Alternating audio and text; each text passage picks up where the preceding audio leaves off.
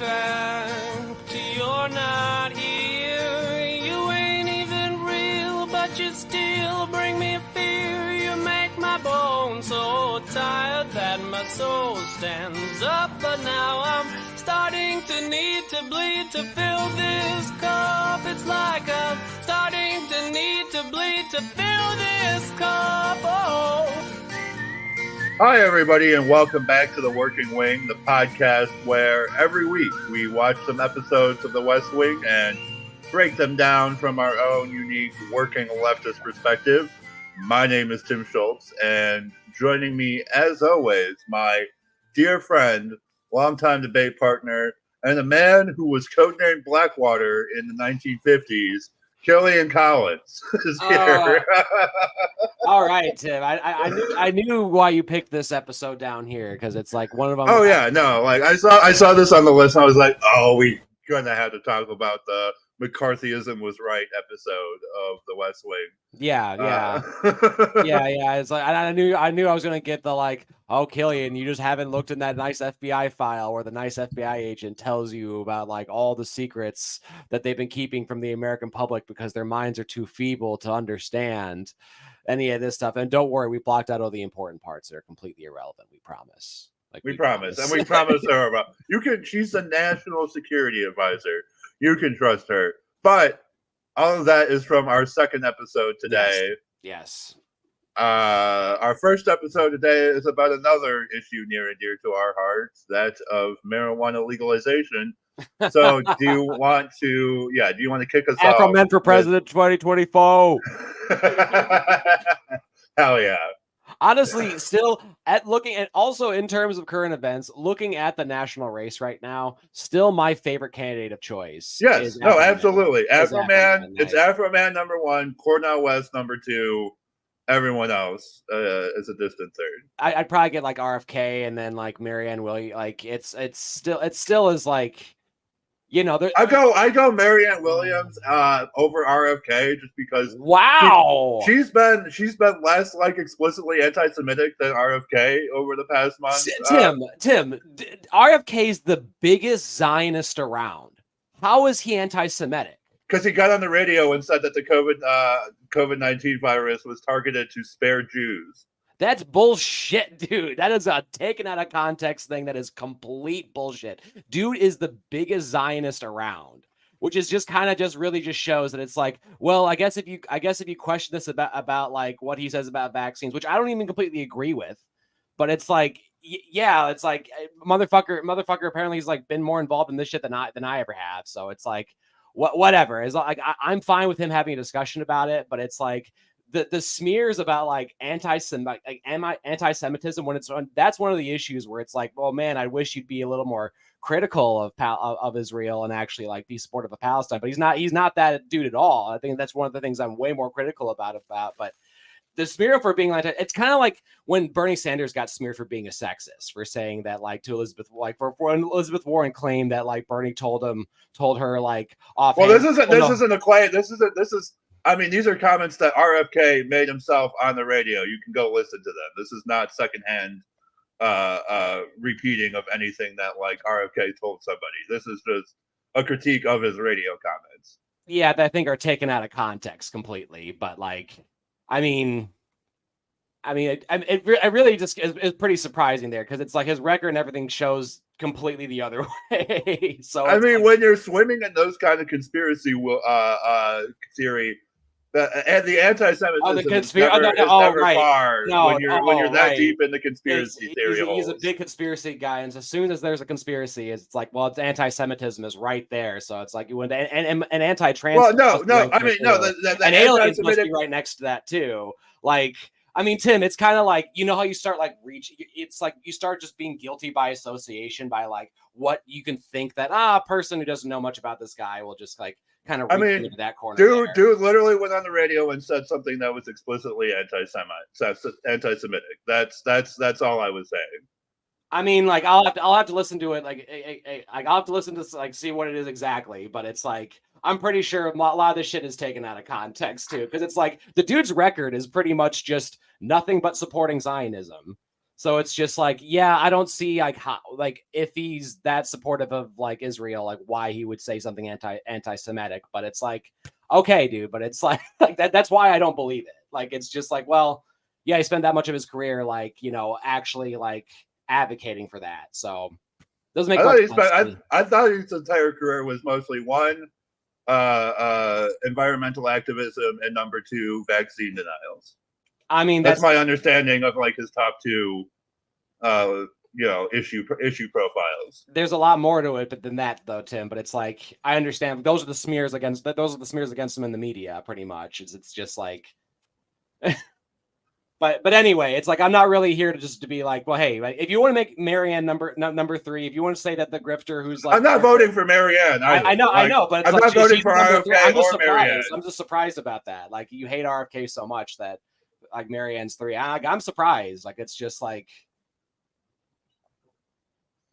I if anything, I respect RFK more for like at least how like he's rattling the the Democrats a lot more than Marianne Williamson is. So I respect him for that. But anyway, Afro Man for president still like 2020. Afro Man, yeah. Back to the real shit. Afro Man. Of course, like me and Tim are gonna argue about like what our third pick is. Yeah, exactly. Like who? Well, yeah, the nuances of people we are never gonna vote for. Right. Like pretty much. Like, but hey, is what it is. But yes, heading into episode 15 of season 2, called Ellie. Yeah. We start out with it's pretty much an interview of the Surgeon General, Dr. Griffith, this woman, and she's being asked these questions by a journalist about like. No, it's not a journalist. It's not a journalist. This is actually what she's doing. Show? Seemed kind of. It's not a radio show. It's like a. All right, you might have actually been. This might be just like the generational difference, but like this was like an AOL web chat. This was a thing that like government and business people used to do, where like you get on like an AOL, like I think it was like all organized by like keywords. So you get on like the public health or marijuana keyword on AOL and do a live chat with people. Okay. All right, so it's like kind of like early like Twitter questions, but early like Twitter Spaces. They can like filter them and everything too. Yeah, for sure. Like, you saw in there. Yeah, there were like 2 people on keyboards, and then she was sitting there answering questions and shit. Yeah, and like they were obviously people like being like, oh, this person is asking for his girl, like something. So I'm guessing you never attended like one of these AOL like live question things. Seems like it was before my time. Yeah. Yeah. I remember like I think because this is something that like music stars used to do too. Yeah, like Backstreet Boys and Britney Spears were definitely up in there doing like AOL sessions. I mean, it's like early internet stuff. It's like, for sure. Like back when you used email to communicate with people, like people you actually liked, but yeah, exactly. Yeah, where you would give your friend your email address to get a hold of you. Yeah, which is something that's like totally bizarre to do today. Yeah, if you did that today, it'd be like, no, I'm not gonna fucking email you, bro. Well, what business are you trying to? Yeah, exactly. just get a hold of me, like for real. I got that's work related. I don't look at that shit unless I have to do shit. Yeah, exactly. Right. So it's definitely before. I mean, I only remember the time of like, and Parks and Rec made this joke, and I think it's like a terrible look into the dystopian future was, but when they were there was a part where there was a debate, and during the Pony debates, the reality show or host of the town was like, oh, there's a question on Twitter because I guess that's a thing now. And it's like, oh my God. It was like right around like 2009, like 2010, when like all of politics just like en masse embraced Twitter out of nowhere. Yeah, like and it was a big. I was not excited for it. I'm still hating it today. It was a mistake then, and it's a mistake now. Yes, especially with like the whole illusion of democracy thing, where it's just like regular person asks these questions. It's like, no, you had a list of questions you were waiting for people to ask, and then like you had their name by it in their tweet. Yeah, that was the one.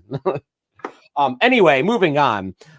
She's answering these questions online about the effects of pot on like sperm count and just various medical questions about it. And apparently she says like she basically just kind of just gives like medical, like what she knows about the situation, which is just she's asked a medical question and she tells the fucking truth, being like, yes. marijuana is not addictive, it's not more dangerous than tobacco or alcohol, and it should not be medically a class 1 drug. It shouldn't be that. I mean, it should not be a Schedule 1. But still says it's like, yes, like it still affects respiratory illness. So it's like, if you want, even literally says on the radio, like, if you want to like affect your health, if you want to like climb up a flight of stairs when you're older, like put the bong away. Like she even says, like, she even recommends like what someone, she doesn't advocate drug use necessarily. No. Like she just talks about, she's a responsible doctor answering medical questions. Right, exactly. Pretty much like what I would expect a government official to do, like be professional about it, not tell kids to go out, get high, all the pigs are gonna die. Like, just don't be like the 68 protesters, which are gonna come in the next episode. I have a lot to say about that. I know you will. Yeah, I know you will. The Japanese ambassador is coming along. I can't remember what was up with that. They have Bartlett was in Japan. Bartlett was in Japan. Okay, so yes, he's coming back from a very long flight. Yeah. Yes. Okay, that he was jumping around on and like the White House staff is just sitting there scratching their head because the Surgeon General told the truth about pot, which like sets off a governmental crisis here in the year 1999, or we might be 2000 now, but year 2000, the doctor told the truth about marijuana, so now we are in crisis. Yep. Yep. And CJ is defending the Surgeon General's position to the press. Josh is called by the Surgeon General. And she just told the truth. Josh says that USA doesn't want to. Yeah, we don't want to remove him. Right. Well, yeah, there's a whole awkward thing where like Josh is like, you got to go out there, CJ, and show our support for the Surgeon General.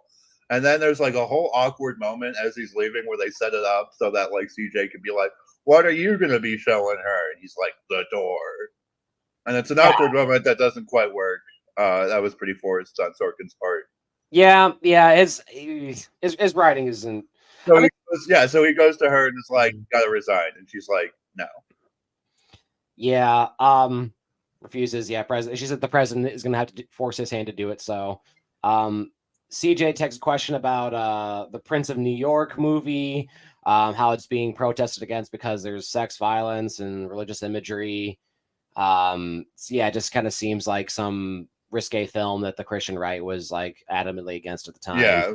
And they say that the president is one of the people boycotting the movie. Yeah.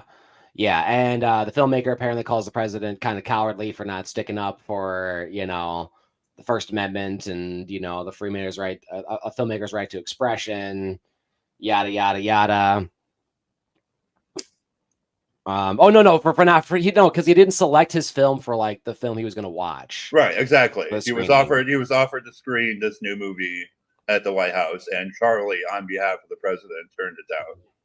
Right, and that caused a controversy. Like that. Yes. That's why the filmmaker called him a coward. To which Sam is like, I'm gonna crush him.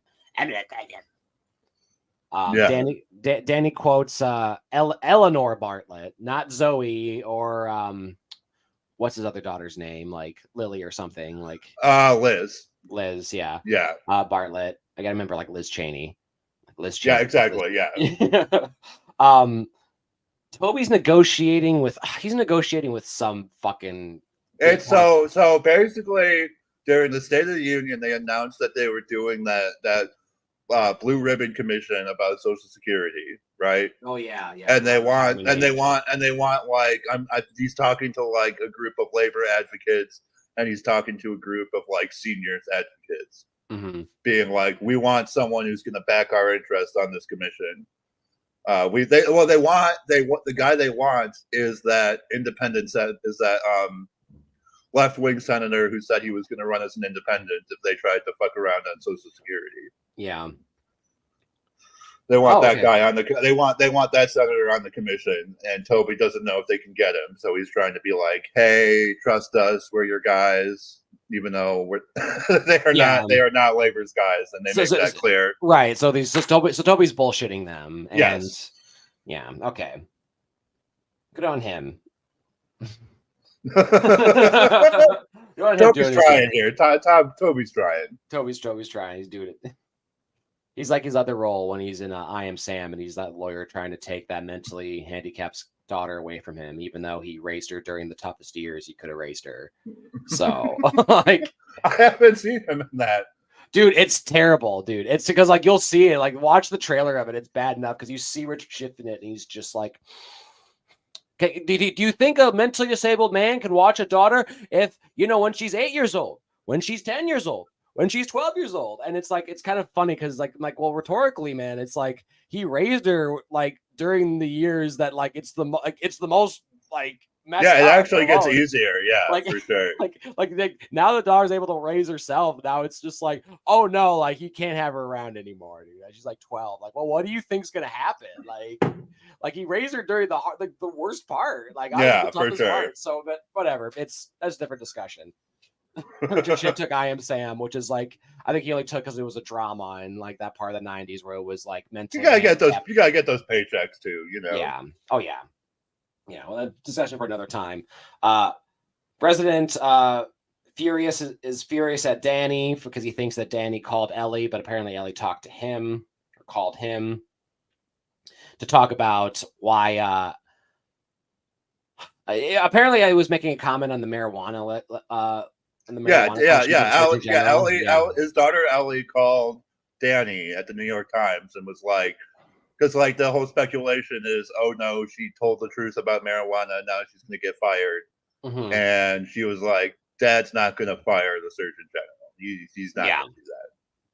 We're really just speaking out of experience, knowing that like I know him, like he likes her, like. But also we'll get to that. Yeah, we'll get to that. Toby micromanages Sam, has to negotiate with his ex-wife over what was that again? They always do this too. I always like he has to negotiate with. Yeah, it's the return. It's the return. That's about the Blue Ribbon Commission again. Oh yeah, it is. Okay. But before that, we get Donna being based and right about marijuana policy. Yeah. Being like, most people don't smoke pot already. Like, do you really think that like decriminalizing or legalizing it is going to make a difference? And she's right. And I think we've seen that. Yeah. I think we have across the board as well. Toby explains that the Prince of New York is like some Dostoevsky like retelling, some Dostoevsky retelling that's like, but it's like a Christ-like figure who discovers like orgies in New York or some shit. Yeah, like it's some sort of thing. It's like, and Bartlett was talking to Mrs. Lanningham about this, or Charlie was. Yeah, and this administration is so prudish, where they're just like, we don't want to say erotica here in the White House. It's like, come on, you fucking prudes. Well, I mean, I will get to that in another scene later too. And it's like, especially because this is supposed to be like paralleling like the Clinton White House, where like Clinton was literally like diddling people with a cigar after hours. Like, what, y'all can't say erotica? Give me a fucking break. Where Bill Clinton's at the inauguration, where his wife lost the presidency to Ivanka, and he's like eyeing her up, and to the point where Hillary Clinton is like, "What? Like, are you like just like eyeing her up?" And he's like, "Hell yeah, I am. Like, hell yeah, I'm eyeing her up." Oh, Bill Clinton. I think legit might be like one of the. I think Bill Clinton might legitimately be one of the stupidest people to ever hold that office. Well, I mean, but the funny thing is that at the time, the media was just saying how brilliant he was. Right. Well, and like, no, even after, like, the reason why I say he's so fucking stupid is because his entire career after holding the presidency is like, whenever you hear about a massive fraud or something that like just turned out to be not real, or human sex trafficking rings or whatever, Bill Clinton is right there. He has given so many awards to like so many people who turned out to be gigantic frauds. Like, it's honestly, because I love listening to stories about like massive frauds and shit. It's one of my passions. And like in so many of them, it's like he was even friends with Bill Clinton, or like he was totally in on Theranos before that turned out to be a massive fraud. It's like Bill Clinton is just like the biggest slut. You can like just like wheel him out anywhere, and he'll like smile and shake hands. Yeah. So like, what kind of parties were they having? Like, where did he meet all these people? Like, Like when he met Epstein and Trump like together at that party, and they're all like, like in the bathrobes having cigars, like with like, whatever horrible debauchery they just got done with. What were they talking about? Like, Right. They were talking about how good free trade is, and we'll get to that later. yeah, we will. Leo talks to Dr. Griffith. He says that he gives his little Leo's furious speech about, hey, like the president's gonna fire you, you're fired, and also Dr. Griffith she's like, yeah, you can fire me. Let him fire me for telling the truth. You guys can't fire me. Like, he's got to fire me. Don't send Josh. Don't send you. Like, your dogs aren't gonna fire me. Like, he's gonna fucking do it. Ellie sees Charlie. She's in med school. Like, he talks to her about med school. President arrives. He grills her about the quote that we wouldn't fire the Surgeon General, but she just is like, "Well, Dad, I was just telling the truth." Like, like that was a huge asshole here. Yeah, just a belligerent fucking bull. Yeah. Obviously intimidating. Does the whole like angry teenage parent, like, get your hair out of your face. I can't see your face when I'm talking to you when you keep your hair in your face. That was definitely deliberate on Sorkin's part of like, look, it's just any dad talking to his disobedient teenage daughter. Right. Even though she's like in her mid to late 20s and like a biological researcher, like right. And he's still talking to her like she's like fucking like 16. But it's also like, yeah, that's many Arrested Development yeah, for parental sure. household things where it's like sometimes you can't just get out of a little habit you're in with a relationship with how you're raising your kids. Toby's ex is grilling him on raising the retirement age. Yeah, the right condition. Yeah, and Toby has that neoliberal bullshit of like, the only way it's gonna happen is in a closed room where no one knows how bad the working class people are getting fucked. Democracy. And it's like, I know, Toby, you know that like what comes out of that meeting is not going to be rich people have to pay more in Social Security. You know that's not going to fucking happen. What's going to happen is raising the retirement age and cutting benefits. You know that's what's going to happen, Toby. And you know that no matter who you put in there, working class people are not going to have a fucking representative. Hey, France, how you doing? Yeah, exactly. That's how we're ready to go France with this shit. Like, we are vulnerable on this issue because we do not have that fire. No. They already raised the retirement age like years ago, and we did nothing.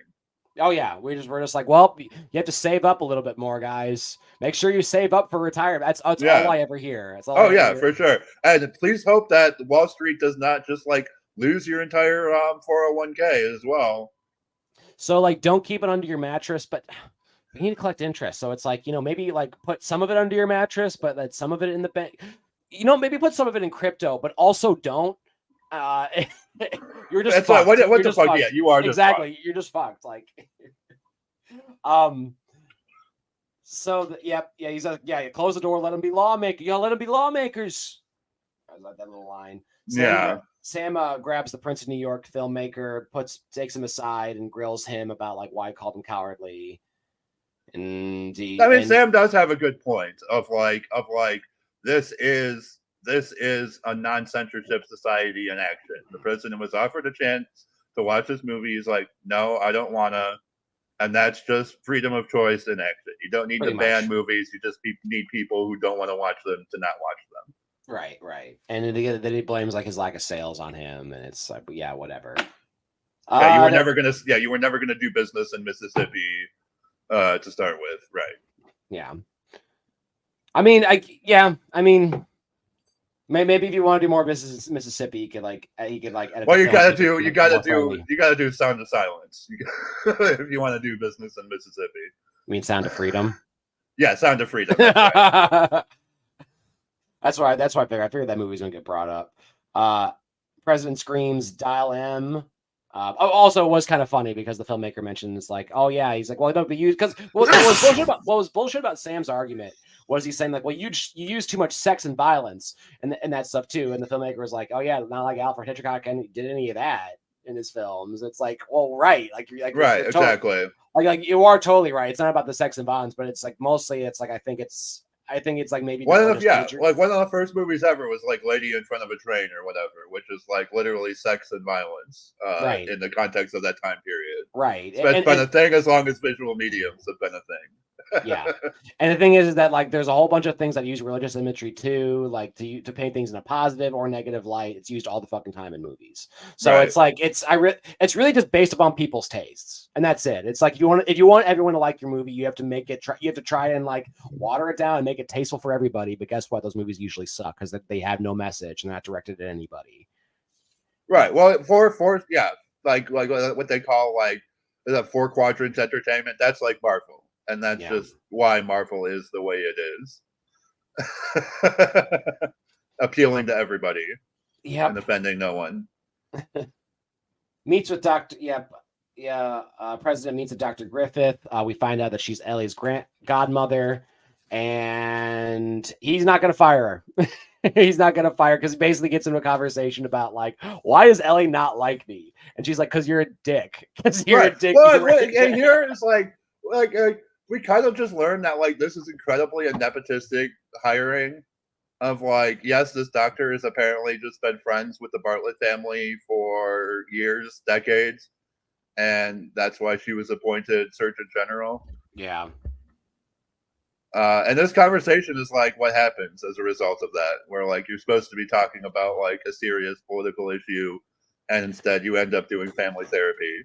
And then you don't fire her because it's like, I need my family therapist. But I still agree with that. Here's the problem, because it's written in that it's like, well, this person's politics. It's like, well, I don't find that to be offensive. So it's like, I want them. Yeah, no, I like her. I'm fine with her not getting fired. Right. It's just an incredibly nepotistic hire. It seems like it's just like if the shoe's on the other foot, and it's like a Trumpy like Surgeon General hire who's like right, exactly. Everyone would be like, yeah, this guy is totally unqualified and just there to rubber stamp the president's health bill or whatever. Right, exactly. So it's just very that bad nepotistic hire. This place is, hey, this place isn't a monarchy by some degree. It's a meritocracy. They work their way up to this, right? You're all in the family now. Anyway, but that's essentially the spiritual end of Ellie, because then they just like go to the movie. The president comes back in for dialing for murder. Yeah, it's just a nice little daughter and tries to talk to her. Yeah, which honestly to me is like, oh yeah, so he tries to mend his relationship. That's not going to work at all because she still is like, oh, my dad. Yeah, I found the ending of this episode a bit like melancholy and depressing. Yes. I was like, yeah, everything's just the same. And is that really a good thing? Oh yeah. Well, to me, that is like Gen X raising. Like it is Gen X raising your kids, where it's just like, well, like you completely ignored the issue, but you moved on and you seemed nicer without learning anything. And it's like, I feel like that's like that's how this generation learned how to parent, was just like, yeah, just kind of just act like you learned something. Like don't actually do it, but just act like you did, and your kid's still gonna resent you. Yeah, so don't worry. And then from that depressing ending, we're gonna move on to our next episode, the McCarthyism was right episode, followed by which is named "Somebody's Going to Emergency, Somebody's Going to Jail" for that like New York Minute song. Yeah, that was like playing in there. Yeah, which was oh, what kind of intro is this? What kind of episode is this? Like it almost seemed like a start of like a crime drama, like a Law and Order. You're episode. Right. It did feel like the opening of a different show for sure. Yeah. And you see Sam with his like divorced dad energy. He looks like he just got kicked out of his house by his wife. He is a mess. And he's a mess because he's mess sleeping at the office. Leo comes in at like 6 o'clock in the morning, wakes him up and says like, you should have gone home. Like, what's wrong? Like Sam's flooded with work. He's got too much to do, too much to think about. He's been sleeping in the office the last 3 nights. He tells, apparently Leo says like, yeah, there's like protesters all outside. They all got like the roads blocked off. Sam's reviewing pardon recommendations. He tells Leo that Sam's dad was leading a double life for 28 years under his known, kind of setting the theme. That, had a second family. Do you really know your dads? Do you really know your dads? Can you really know your dads? Your parental figure that you looked up to isn't who you thought he was. Yeah. Josh and Leo discuss the big block of cheese day Yeah, it's speech BBC by Day. Leo. Yeah. They should rename this to BBC Celebration Day. I just had that. That's a bad joke, but Oh, I mean, it's funny. It is funny. The big block of cheese day is like a funny little American tradition that it's like it is.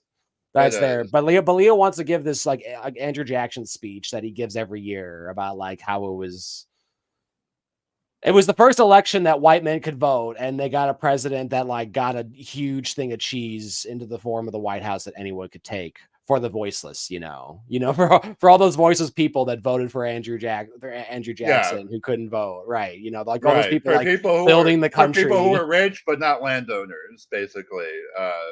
That was the voiceless that Andrew Jackson was there representing. Yeah. Well, no. Well, white non-property owning men and nobody else. Like, yeah. Like.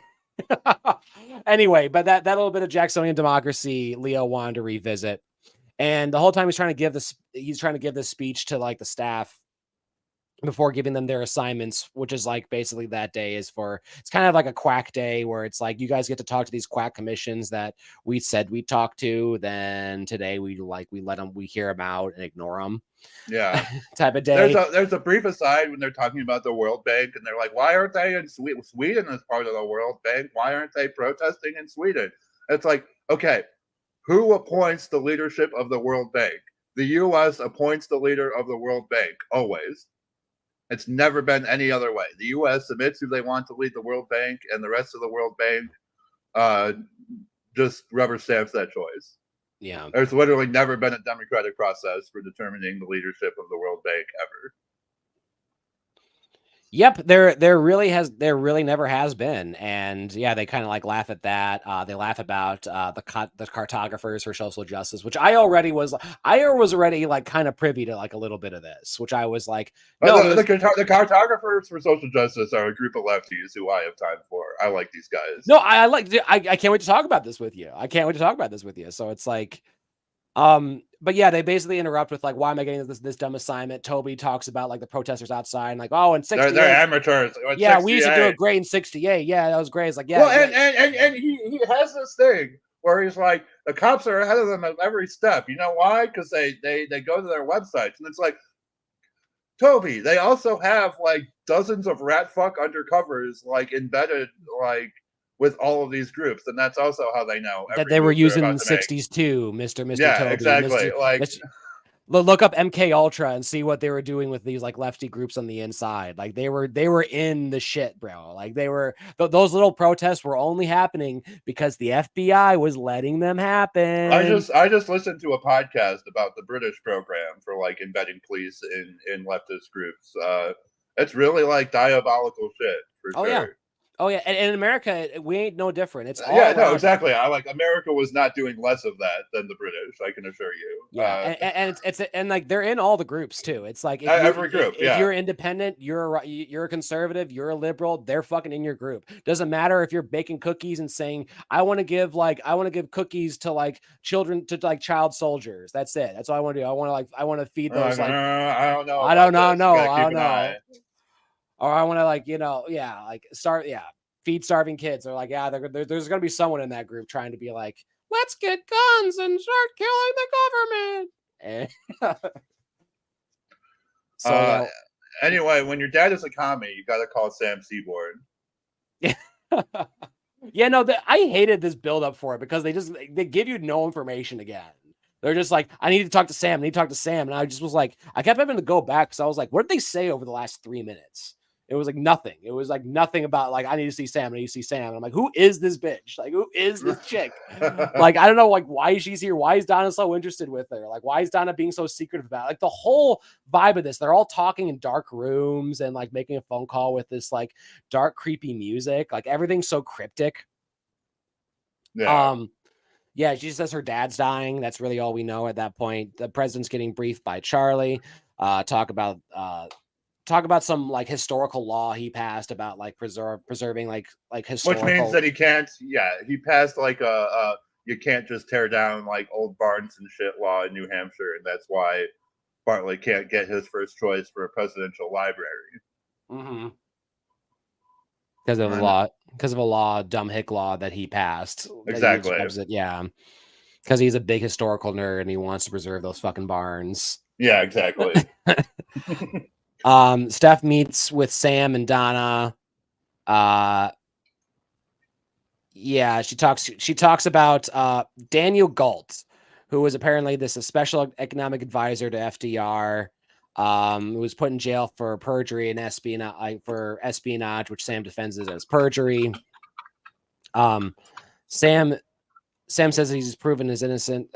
Well, according to Steph, is that Sam has proven his thesis, proved his innocence in his thesis, and so she thinks that he's going to be sympathetic here. Sam wrote about this guy in apparently a paper about like FBI overreach in the '60s or something in that area. Yeah, and Sam says he's going to help her out, but he has to like run through politics first and put her on the list and like push through the people he needs to.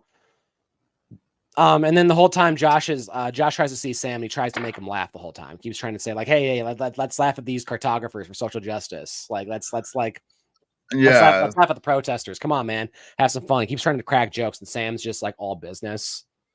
And Toby goes out with the protesters. Jokes about violence on protesters. Yes, I was gonna say you're a real tanky here, Toby. You wanna mow down all the protesters. See, no, it's one thing if like they're setting fire to, if like they start killing people and dragging people out of their houses, then maybe you'd have to do something about it. But it's like, yeah, he's just joking about like start firing into the crowd, fire a bow and arrow into the crowd. That'd be fun. We used to do that in the 60s. Yeah, there used to be guys streaking on LSD. That's how we knew how to do it. But the whole time, like, yeah, like Toby's being a total fucking boomer about this. And just being like, oh, well, these kids really don't know how to do it right. You know, like he tells the leader of the protest to like do crowd control. Some hippie 90s nerd who's just like, you know, got a megaphone and like tells the crowd to like be quiet so they can discuss things with Toby. And of course, like Toby speaks for like a minute speaks for like half a minute before like getting interrupted by the crowd, and they start going into chants and rat-tatowing and going rah rah rah, and then like Toby just like keeps talking with the man, you know, the man being the female like she's the working class dude that he's really bonding with. Yes, pretty much. Pretty much that, like, yeah, the chick with a gun who's like, these kids don't know what they're doing right either. You know, maybe I should give you the nightstick and like help you go in there yourself. You know, you seem like you want to fight them more than I do. Like, it is very fucking annoying. Sam argues with someone from the FBI about Agent Coulson from Marvel. Real? Oh yeah, he is, isn't he? Yeah, basically Clark Gregg. Yeah, Clark Gregg. That's his name. Well, anyway, right? the FBI does what they do, and they argue for McCarthyism, saying that like, yeah, we made more than we missed. We did things we weren't proud of, but God damn it, we stand by our protecting democracy. Stalin was too bad. We had to violate our rights to stop Stalin. Okay. Yeah. So otherwise, Stalin was going to violate your rights anyway. Okay. If we didn't do it, he was going to do it anyway. All across, all from the other side of the world. Okay. Like, yeah. But yeah. Yeah, the FBI also makes a vague threat against Toby that says we found out that Toby Ziegler rescinded the protections on the president and not the Secret Service, but we kept our mouth shut. And Sam's like, you better not have threatened Toby in front of me. It's like, what you did. Yeah. Sam keeps rolling like threes on his fucking intimidation checks because both this and when he was like, if you ever dare call the president a coward, I'll own your ass. It's like, bro, you do not sound intimidating when you say shit like that. You are a like tertiary level functionary in the neoliberal administration. You are not scary, Sam. No, you're the opposite of scary. But yes, but Sam leaves the office and says Galt's going to be in the list, which that FBI guy makes a phone call.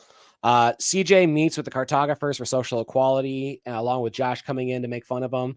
And they actually start off with saying, okay, well, the way that these maps were originally designed were for like navigation. Were for European navigation. Made by a German guy. They're meant to just create straight lines across oceans. That was their only goal in drawing these maps. Yes. And that's what they're designed for. They're designed for that purpose. But we're saying that like the way it's like actually functioned out and the way that it actually looks is like, and teaching geography off of these maps instills racist ideologies. Yes. And not only that, they're not accurate. Right. So, it's also just not true. Exactly. Yeah, like that saying that Alaska is like half the size of Russia or something like that. Or like, I will say, I actually knew this too before the first time watching this episode because my community college, had the projection maps that they're talking about here in every classroom. Along with like the traditional one, they had the like actual accurate maps alongside them. See, I always learned that the one to do is like the one where it's like kind of like sliced like an orange a little bit, where it's in like the 4 quads where it's like arranged. Yeah, I've seen that one too. Right. And like, but either one of those are like having those examples out and having those along the way are like still better examples than what we usually see all the time. But like what they talk about, like it all actually makes sense. And the whole time, like CJ and like Josh are kind of having their minds blown, going like, "Whoa, dude, like, well, you're tripping me out here." Right? But what Europe? Yeah, like because they're like, all right, relative size is one thing, but then they're like, Germany is in the northernmost like corner of the earth, but it's depicted here in like kind of the center of the earth, and that's just not true. Yes, exactly. So they give you the Peters projection model, which is like, it's much more centered around like the countries that are around the equator are a lot bigger, and the countries away from that are much more, they're much more proportionate to how they're actually sized up to be in comparison to the rest of it. And they look at it and like, and CJ and Josh are confused and angry because they don't know exactly what they're looking at. They're so used to the other thing. And it's like, well, yeah, that's pretty much a good representation of like, yes, how people who even believe it and like, but know the other system are going to see this. That's the first step to understanding global imperialism. Yes. Well, it's definitely a step, but it's like, I mean, like they make sense with it. But no, I remember also hearing about this from my teacher in the 7th grade. The geography teacher was talking about like, yes, this map here is wrong. It's just saying that Greenland is not this big. There's no way it's this big. Like, we then cut to the protest cage outside. People still screaming. Really just that example of, do you want to go to a protest and just scream whatever obscenity? Is this where we get Toby talking about the benefits of free trade? Yes. About like, I have notes about this because he's like, free trade makes food cheaper, which is the only accurate thing he says. Well, I was gonna say it makes food cheaper, except if you've been like growing your food in your land for centuries and centuries and centuries. Well, then you're gonna get bought out by a global farm, right? Exactly. That's what happened all over in Mexico. It's like people were fucking like growing their food for centuries there, and it's just like, oh, but no, now you have to import your food. It's like, well, why the fuck do we have to do that? Like, why? Right. Why do? But like, even in the context of just America, yes, it made. He's talking about for Americans, free trade made food cheaper, which is true. But then he's also like, it raised incomes, which is true for a small percentage of Americans. Well, that's the whole thing about this. All these benefits are for like a small percentage. Like it still is like you still have people starving in America. Like it's like, for all that, like, oh, you made food cheaper. It's like, well, why do you still have people starving here? Like what good is that really doing? It should just be like, why can't you just make it fucking free? Right. Why can't you? And then he's like, free trade stops wars, which like ask Guatemala really, if free trade stops war. If Chiquita Banana still wants a war in Guatemala, then like there's going to be a war in Guatemala, and the U.S. is going to back that war for fully. And it's the same with the East India Company. It's like, hey, like that free trade, man, it stopped a lot of war in India. It's like, yeah, I mean, because as soon as we left, look how many problems there were as soon as we left, because like we were stabilizing it the whole time. The whole time it was just stable while we were there. But yeah, Tim, I'm glad you're on with. I knew you'd be based about this, but it's free like, trade is like a devastating series of policies that Joe Biden. So like, here's one of the things, like Joe Biden has now embraced because that was like the whole thing with Trump, right? Trump finally turned his back on the gospel of free trade and started embracing some like protectionist economic policies, raising tariffs on China and shit. And Joe Biden has actually continued that, like raising tariffs on China even further. But that, I just wish he would acknowledge that like that goes against literally everything he ever said on the subject of economics for his entire 35-year career in the Senate. oh yeah, he won't say that. Like he of course he won't say that, man. Like, because I would have so much more time for Joe Biden if he would just like tell the truth about who he was for the past 35 years. But bro, that's not who he is, man. That's not who he is. Bro, that's not who he is. He's a snake, man. Like, he's a careerist, bro. That's how he got that spot in the first place. That's always like, that's why he ran for president in 2020, because he was just like, well, there needs to be some establishment.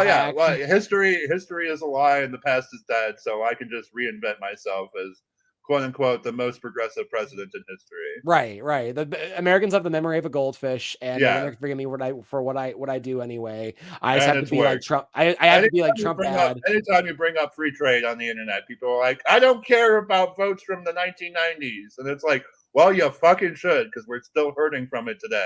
Yeah. Like everything Joe Biden is doing is just slapping band-aids on us from knife wounds that he himself inflicted. He spent 30 years cutting us up slowly with a knife, and now he's like trying to slap band-aids on us and being like, no, we're good. While still making other cuts in the process. Yes, for sure. Like, also, what Toby's other comment on this too is it said, where are the third worlders that they're here representing here out here? Like, where are these third worlders? Like, where's this community they're representing here? Which I think is also funny, because it's like, I also know where he's like, because he's going like, well, where are the Hispanics, or where are the Black people, where are like the Asian people, like where are all these people that they're trying to represent here? And it's like, well, all those people are too busy working like 3 jobs now. Right? That's the big problem is at the 90s is it's like, yeah, like the people who are doing well off, like prosperity wise, those are the ones who end up going out to protest. Well, the people who are more desperate economically, these are the children of the small percent that free trade actually helped. Right. And they're here protesting it. The rest of the people do not have time to come to Washington and protest. And it also goes that way too, if it's like, if you're like an advocate for prison rights and you came out of prison, well, guess what? You have to be pretty careful being on paper, like the way that you are too. And a lot of people don't want to make waves like that, especially if you're an illegal immigrant or something. It's like you're trying to watch your ass and watch your P's and Q's. Make sure you're doing all your stuff right, and not cause any waves so you don't get deported. So I mean, there's a lot of good reasons why very vulnerable people aren't always out there to give their free time to these type of things. Especially the Supreme Court literally said in the case that it's okay to fire an immigrant for unionizing if they were an illegal. If they have that job illegally, you can fire them for illegal reasons because you don't have rights. They don't have rights. Yeah. So it's that, but also it's the way that this like whole protest cage is like presented, where it's just like, well, every time you have like, the public out there, the dumb lefty public trying to advocate for something nice, they're just too unorganized and don't know anything, which is true for a lot of these protest cage organizations that just want to like, it makes me think of the weatherman. And it's funny that Toby was like idolizing the weatherman in the past, just being like, oh no, we knew our street codes. We knew how to communicate with each other well before these guys did. Like we had a professional. And it's like, dude, like Toby, you guys in the 60s were like off doing awful shit. You guys were like spitting on the veterans that were coming back from Vietnam and getting them more aggravated and angry to like want to support support bullshit that they shouldn't. When you guys needed more anti-war activists, you guys were screaming that you should smoke dope and get high. All the pigs are gonna die. Like you got like there's people in the RCP and like in the DSA and especially the Weather Underground that are just like doing all this crazy insane shit that just like works against your cause. And then Toby wants to like be that fucking naysayer later on that protested with his sisters, going like, you kids aren't doing it right. You kids and you well, and like Toby was like 8. I Yes. mean, it's not like he was some like on the scenes expert about the civil rights movement. It wasn't he like he was willingly putting like, putting his own working time aside to like put his body and life on the line or advocate for anything himself. He just kind of became like a naysayer later on. Right, exactly. Yeah. And then to which the security guard replies back to him about the third worlders in the crowd comment. She's like, "Oh yeah, there's a lot of those people in the White House right there, aren't there, huh?" Yeah. Which is like one of my favorite points of just like, oh yeah, you're gonna like lecture them about representation. Well, and even so, even with today, when we have these like lukewarm representation of like diversity, where it's like, well, if you support, overall what all the rich people say, like we love diversity as long as you support what the ruling class likes, which is pretty much like the standard American politics of diversity is it's like, different skin colors, but the same similar ideologies. As a matter of fact, sometimes people going like the extra mile because of their skin color to go into the ideology because they're trying to rep the cause so hard. Yeah. Did we skip over Sam talking to Nancy? That's the next scene. Okay. Scene. Yeah. Because this is some bullshit right here. All right. Anyway, yep. So the national security advisor is in the situation room to like Sam going in there. She's like on the phone right now to like show that she's so important. She's always talking to somebody else. It's like the national security advisor. They're always busy protecting America. Like under siege we are from our entire northern western continental hemisphere that we control and everything around it. And she demands that Daniel Gauls be dropped from the list. And Sam basically stays defiant and says, nope, you gave him bullshit espionage charges. I'll believe that when I see the file. She then gives him a big binder and says, now it's very illegal if I show this to you. And I'm showing it to you. Yeah, I'm showing it to you, but I've redacted all the parts that are important and that are classified that are completely irrelevant to your question. And she asked, "Do you believe me, Sam?" And he said, "Yes." Of course. Says yes, of course. I'm like, Sam, that's why you're a schmuck, dude. That's why you're a schmuck. Well, and like the fact that they say here, all right, this is results-based justice that ignores the concept of due process. Yes. Because they say we had no idea the Gutman was a spy until over 20 years after he died. But to me, that sounds like if you were just guessing and you prosecuted him, he did not actually get due process under the law, which is his constitutional right as a U.S. citizen, and he should get a fucking pardon for that. Right.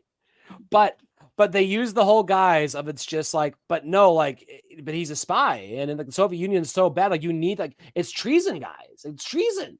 And the fact that they came in with it later, that shouldn't mean anything. It just took us that long to figure it out, and we were honest, guys. Guys, like we're always honest about like whenever we guys, right. We weren't like, I mean, Canada was threatening us in 1812. I mean, guys, like we're just honest about these things.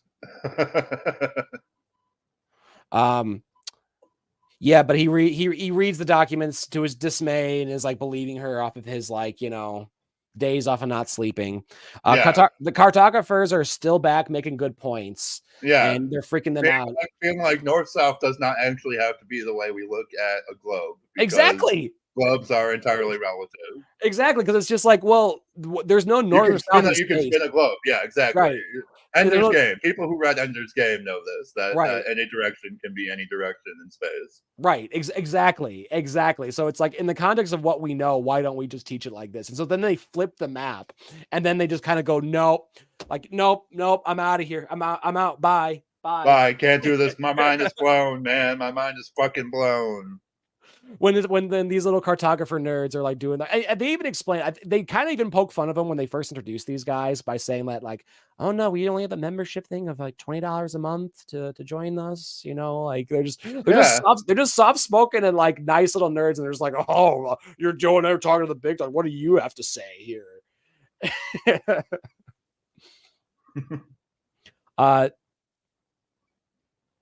Oh yeah, Toby's back outside. He says, "Free trade stops wars," which is like, right. No, it does not. We talked about that. LOL, Guatemala. President's going over president's trying to go over historical library locations in New Hampshire you can still get over and, bulldoze that were made after the 1920s. Leo inquires how he inquire again? He asks like how he's doing or something, or he asks like, he asked the president about something to no avail. Oh yeah, no, because he's like, why are we talking about your presidential library? You still got another 4 years. Is there something we need to talk about? It's the whole question that Bartlett and Abby were talking about. Is Bartlett, knowing he has MS and hasn't disclosed that, going to run for a second term? That's actually something that's important to keep in mind for the rest of the season. Okay. Well, good. They made that little point in there. They should. Sam is devastated and asks Donna why she asked him, and he said like, it's basically suspecting that like Stephanie is like what you think I'm no, he's not suspect. He's like you all used my machismo to butter me up and tell me that I was the man to talk to. Why did you think that would work? And it's like, Sam, because it did work. It worked exactly. Well, no, because he believed in the cause. Obviously, he's like he also did believe in the cause because she only went to him because he wrote. He wrote her. Yeah, he wrote her. He also wrote her dad a letter and sent her, and sent him his thesis as a. Obviously, he's a fan of the guy. So it's like, why wouldn't he be the guy who's like already close to the president, who like has this right? But he's hurt because they also slipped in that little, buttering him up line about, you're the man to talk to, Sam. You're the only one the president trusts when it comes to pardons. Doesn't everyone butter him up though? Yeah, it's exactly it. It's like, Sam, you are that guy though. Like. But he's mad because he's too much. He's mad because I think last season the Republicans did the exact same thing about drugs, where they're like, yeah, we want to move drugs to the center, and that was just so that they could attack him with his whole prostitute business. Yeah, and Ainsley also like went to Ainsley also does this all the time as well. Yes. Like, well, they do that with the women all the time too. I noticed there was a part that pissed me off in this episode with Margaret. When Leo was giving his cheese speech, like there was a part where like Margaret has worked extremely hard to assign everyone to appropriate steps. She's like, no, I did not. I hate that because it's another like dumb woman like sort of okay, now like raise your head up and down really obviously and go the other way because you're a submissive dumb woman. Isn't that funny? Because the men are talking, except CJ's like 3/4 man. Okay, but I'm still gonna humiliate her every chance I get. Just so she gets dicked down by the NYT guy. All right. Yeah. They respect me enough not to dick me down. Okay, because they know I'll dick them down. I'll own them. I'm Sam Seaborn. Right. Exactly. Sorkin has so many like self-inserts. Like Sam is the self-insert as like the writer. Danny is the self-insert as the writer. Basically, if you identify as a writer, you are. Well, that guy may be a hockey player, but I can outsmart him. Yeah, exactly. Like he may be able to beat my ass, but I'll run away faster. It's like, bro, like, come on, like, don't act that way. If you can't back it up. Come on, like. That's what Sam is about to go and ruin this girl's life. By like being like, yes, your dad was a fucking spy, your grandfather was a fucking spy and deserves to rot in jail. Your dad helped Stalin send those people to gulags. All right, that's what he did. He sent families there and told them they're gonna stay there. That's what he did. All right. And he said, for the peoples. Like, yes, basically tries to, and the whole thing is like very like dark hallway, like going up to do it. Donna's telling him like, don't do it right now. And he's like, he's going down, demanding he's going to. He's like the Beast running down into like the West, into the West Wing in Beauty and the Beast. It's like, it's stay away from that, sir. No, they need to find out today. But he's gonna tell Steph, and then the last moment when he goes and sees her in his office, he tells her that he couldn't find any information. He gives her around, and she's grateful and says, "Thank you. That's all I wanted to know." And and then Toby and Josh come in to come get Sam drunk, and it's Tell big them about raucous, yeah. tell them about latitude, longitude, and be like, the world turned upside down. The world turned upside down. And the whole ending, the whole theme of just like, yeah, that parental ideological figure that you liked wasn't who you thought he was. And even Tim, I would just like to comment on this. Even with our differences in ideology, I'm going to say that like people who like we look up to like as ideological founders and stuff, they were mistaken and flawed people who made everyone in various history, mistakes. everyone in history is an idiot and a monster. Right. Pretty much, Tim. But it's like that's not going to stop either you or I. There's never been a good person ever in history. Is my opinion, actually. And that's the thing. All these people, they're going to be flawed in some fucking capacity, but it's just really whatever ideology you're going to follow along. And it's like, yeah, you're going to be in that camp. You're going to have your own take on it. But end of the day, just going back and like drudging up to like just say like, yep, you committed all this and that because of this person. When it's like, well, yeah, but we're all just kind of hypocrites for just like listening to our own shit anyway, right? Like, are we all just trying to like make sense of it and like work together and just like compromise like for the best system for everybody? I mean, in theory, right? Yeah, that's a conversation for another time. It is, Tim. And but all I'm saying, Tim, is kind of like how the start of this episode was.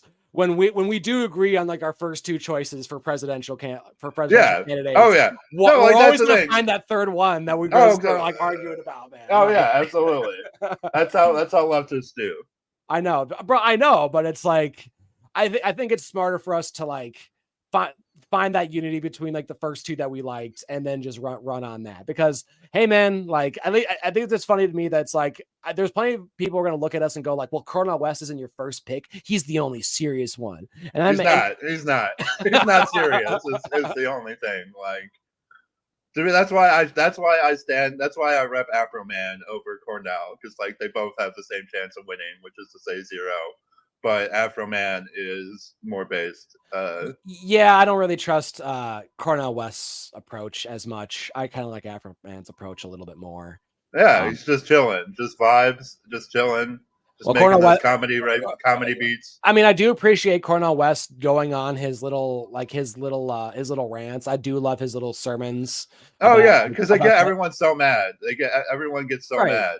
Right, and it's like, I mean, I appreciate this. Those are great. I wish I saw Afro Man in the media more. That's my only problem. Yeah, I wish Afro Man were more upfront on this. So I mean, I do have a problem with his media person. I do have a problem with him because like he should be out a lot. We showed his media. His media person is just like some dude wearing a white dude in like a bathrobe and gold chains. Like, yeah, he needs to get a real media person. Like he does. Somebody. Maybe you can like take like someone that. You know, Marianne Williams threw a book at and just exactly. So some person who's begging to get off of that train wreck of a campaign.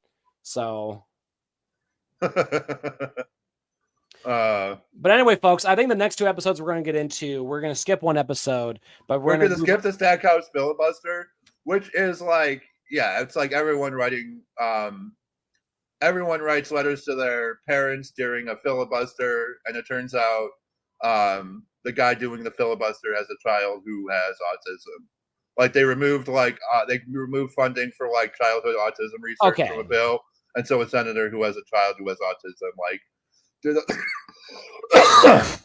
did a whole filibuster about it. The only thing you need to know is I think there is a subplot where the vice president, who has always been extremely pro-oil, agrees to go to like some conference and like directly admonish the oil industry.